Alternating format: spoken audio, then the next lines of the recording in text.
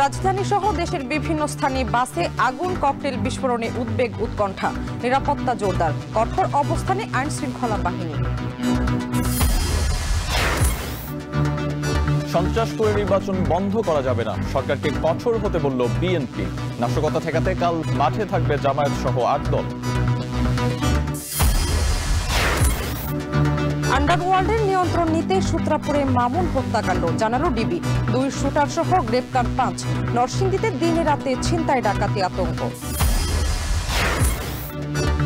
আশ্বাস দিয়েও শেষ মুহূর্তে পে কমিশন বাস্তবায়ন থেকে সরে দাঁড়ালো অন্তর্বর্তী সরকার। ভার দিয়ে গেল নির্বাচিত সরকারের উপর। একটা ফ্রেমওয়ার্ক দিয়ে যাব এবং রিপোর্টটা যদি আসে তাহলে আগামী সরকার যে সেটা যে খুব সিরিয়াসলি নেবে না আমার মনে হয়, ওরা সিরিয়াসলি নিতে হবে। এবং সাংবাদিকদের সঙ্গে বাজে আচরণের জন্য ক্ষমা চাইলেন বিসিবি সভাপতি। ভিডিও বার্তায় সবাইকে নিয়ে কাজ করার প্রতিশ্রুতি।